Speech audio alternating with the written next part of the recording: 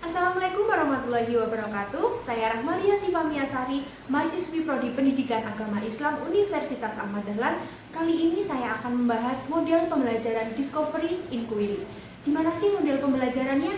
Mari kita simak slide berikut ini.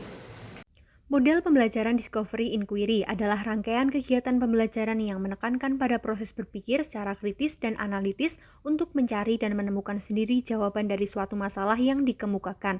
Proses berpikir di sini biasanya dilakukan tanya jawab antara guru dan siswa. Ciri utama dari model ini ialah 1. Siswa berperan sebagai subjek dalam belajar. Di sini siswa tidak hanya berperan sebagai penerima pembelajaran, tetapi juga ikut serta menemukan inti dalam pembelajaran. 2. Guru tidak berperan sebagai sumber belajar, akan tetapi guru sebagai fasilitator dan motivator belajar siswa. 3. Tujuan dari penggunaan model ini adalah mengembangkan kemampuan berpikir secara sistematis, logis, dan kritis. Dalam penggunaan model ini, terdapat beberapa prinsip yang harus diperhatikan oleh setiap guru. Setiap prinsip tersebut adalah sebagai berikut. 1. Berorientasi pada pengembangan intelektual. Siswa dituntut untuk menemukan sendiri pengetahuannya, maka selain mengacu pada hasil belajar, model ini juga mengacu pada proses belajar itu sendiri. 2. Prinsip interaksi.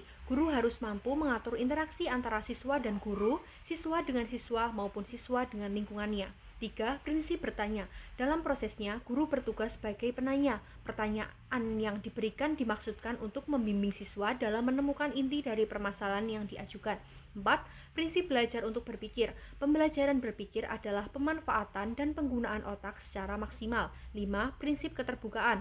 Belajar adalah proses mencoba berbagai kemungkinan. Artinya, segala sesuatu mungkin saja terjadi. Tugas guru adalah menyediakan ruang untuk memberikan kesempatan kepada siswa mengembangkan hipotesis secara terbuka untuk membenarkan hipotesis yang diajukan. Prosedur pelaksanaan pembelajaran Discovery Inquiry. 1. Perencanaan. Menentukan tujuan pembelajaran, melakukan identifikasi karakteristik siswa, memilih materi pelajaran, menentukan topik yang harus dipelajari siswa secara induktif, mengembangkan bahan-bahan belajar, mengatur topik-topik pelajaran dari yang sederhana ke kompleks, dari yang konkret ke abstrak, atau dari tahap enaktif, ikonik, sampai ke simbolik.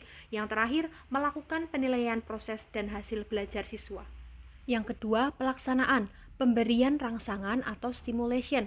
Pada tahap ini, siswa dihadapkan pada sesuatu yang menimbulkan kebingungannya, agar timbul keinginan untuk menyelidiki sendiri. Di samping itu, guru dapat memulai kegiatan pembelajaran dengan mengajukan pertanyaan, anjuran membaca buku, dan aktivitas belajar lainnya yang mengarah pada persiapan pemecahan masalah. Selanjutnya, masalah atau problem statement. Guru memberi kesempatan kepada siswa untuk mengidentifikasi sebanyak mungkin agenda masalah yang relevan dengan bahan pelajaran. Kemudian, pilih salah satu masalah dan dirumuskan dalam bentuk hipotesis, memberikan kesempatan siswa untuk mengidentifikasi dan menganalisa permasalahan yang mereka hadapi, merupakan teknik yang berguna dalam membangun pemahaman siswa agar terbiasa untuk menemukan masalah. Pengumpulan data atau data collection berfungsi untuk menjawab pertanyaan atau membuktikan benar tidaknya hipotesis dengan memberi kesempatan siswa mengumpulkan berbagai informasi yang relevan, membaca literatur, mengamati objek, wawancara dengan narasumber, melakukan uji coba sendiri, dan sebagainya. Siswa belajar secara aktif untuk menemukan sesuatu yang berhubungan dengan permasalahan yang dihadapi. Dengan demikian, secara tidak disengaja siswa menghubungkan masalah dengan pengetahuan yang telah dimiliki. Selanjutnya, pengolahan data atau data processing merupakan kegiatan mengolah data dan informasi yang telah diperoleh para siswa baik melalui wawancara, observasi, dan sebagainya, lalu ditafsirkan. Semua informasi hasil bacaan, wawancara, observasi, dan sebagainya, semuanya diolah, diacak, diklasifikasikan, ditabulasi, bahkan bila perlu dihitung dengan cara tertentu, serta ditafsirkan pada tingkat kepercayaan tertentu. Data processing disebut juga dengan pengkodean coding atau kategorisasi yang berfungsi sebagai pembentukan konsep dan generalisasi. Dari generalisasi tersebut, siswa akan mendapatkan pengetahuan baru tentang alternatif jawaban atau penyelesaian yang perlu mendapat pembuktian secara logis. Selanjutnya, pembuktian atau verification.